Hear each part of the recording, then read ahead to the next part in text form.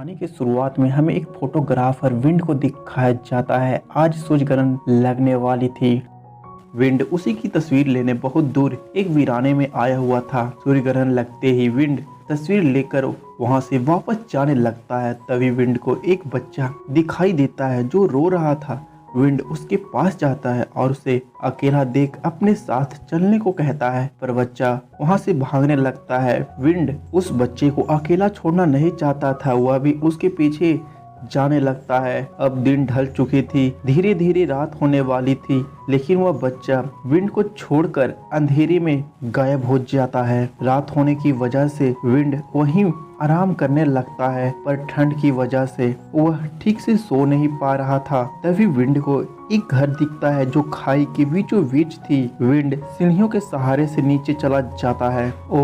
उस घर के दरवाजे को पीटने लगता है। तभी एक औरत जिसका नाम एलिसा है वह दरवाजा खोलती है और उसे घर के अंदर आने को बोलती है। विंड उसे बताता है कि मैं खो गया हूँ, क्या आज रात मैं आपके ही घर में रह सकता हूँ। एलिसा भी मना नहीं करती है। एलिसा उसके साथ ऐसा बिहेव करती है जैसे वह विंड को पहले से ही जान रही थी। सुबह होते ही विंड वहाँ से जाने लगता है। जाते वक्त वह कुछ पैसे वहीं पर छोड़ देता है, लेकिन जब वह उस सीढ़ी के पास जाता है तो जिससे वह नीचे आया था वह आधी गायब थी। वह वापस आकर एलिसा से इसके बारे में पूछता है। एलिसा उसे बताती है कि आसपास के लोग उसे अपने काम के लिए लेकर गए होंगे, काम होते ही वे उसे लगा देंगे। इसके बाद विंड पत्थरों के सहारे ऊपर जाने लगता है, लेकिन तभी एक बच्चा उसके ऊपर किसी जानवर का कटा हुआ सिर फेंक देता है, जिससे विंड नीचे गिर जाता है और बेहोश हो जाता है। जब उसे होश आती है तो रात हो चुकी थी और एक खंजर जिसके सहारे वह चढ़ रहा था उसके पैर में घुसा हुआ था। विंड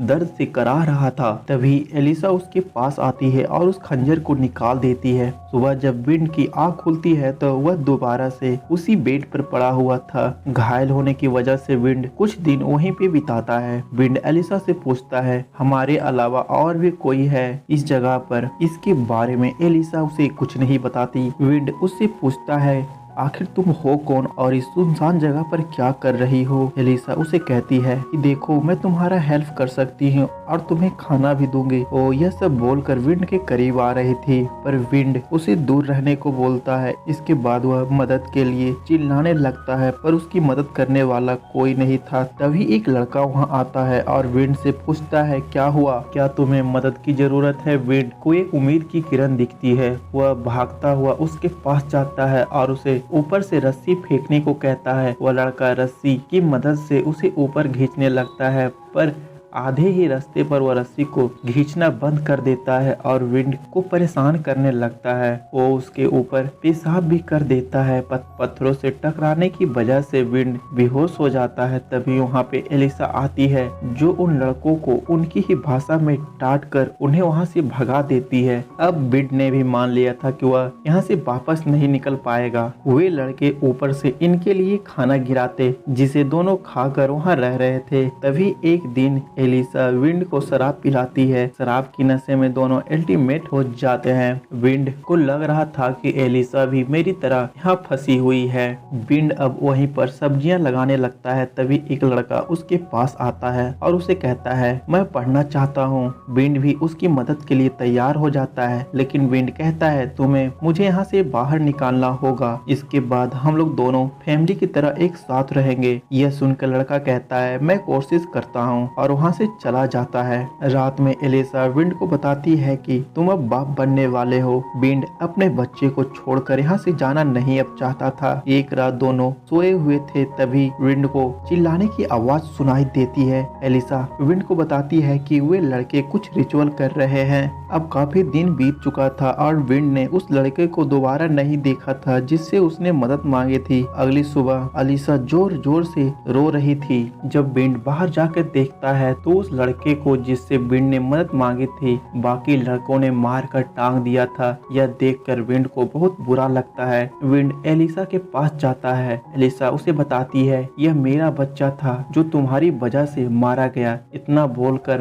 पास में रखे एक लकड़ी से विंड को मारने लगती है, जिससे विंड वहीं पर बेहोश होकर गिर जाता है। इसके बाद वो उसे एक पिंजरे में लाकर बंद कर देती है। अब एलिसा विंड के साथ जानवरों की तरह व्यवहार करने लगी थी। वो विंड को जिंदा रखने के लिए उसे बस टाइम पर खाना पीना देते रहती थी। इसी तरह कई महीने बीत चुके थे। जब विंड को एक लड़की दिखाई देती है तो विंड मदद के लिए चिल्लाने लगता है। तभी वह लड़के वहां पहुंचकर उस लड़की को पकड़कर जान से मार देते हैं। इसके बाद रात में एक बच्चा विंड के पास आता है और उसे एक सेब देता है। विंड उस सेब को खाकर अपनी भूख मिटा लेता है। उसी रात सभी लड़के नीचे आते हैं और एलिसा के साथ रिचुअल करने लगते हैं। दरअसल वे सभी एलिसा के ही बच्चे थे। एक रात एलिसा विंड के पास आती है। विंड उसे पिंजरे से निकालने को कहता है और एलिसा से कहता है कि मैं तुम्हारे साथ ही रहूंगा, लेकिन एलिसा उसे कहती है बस मुझे तुम्हारे सीट की जरूरत थी। खैर इसके बाद एक रात एलिसा के पेट में दर्द होने लगती है। वह दर्द से तड़प रही थी। एलिसा किसी तरह अपने कमरे से निकलकर बाहर आती है और विंड के कैब का दरवाजा खोल देती है और विंड से मदद मांगने लगती है। विंड भी मदद के लिए तैयार हो जाता है। तभी वह देखता है कि जिस सीढ़ी से वह नीचे आया था वह सीढ़ी लगी हुई है। विंड चाहता तो भाग सकता था, लेकिन वह एलिसा को इस हालत में देखकर उसे छोड़कर जाना नहीं चाहता था। वह एलिसा के पास ही रुकने का फैसला करता है और तभी एलिसा एक लड़के को जन्म देती है। विंड अपने बेटे को गोद में ले ही रहा था, तभी वे लड़के नीचे आकर विंड को जान से मार देते हैं। इसके बाद मूवी कुछ महीने बाद शिफ्ट होती है, जिसमें दिखाया जाता है कि विंड की बॉडी अब सड़ चुकी है। इसी सीन को दिखाते हुए कहानी समाप्त हो जाती है।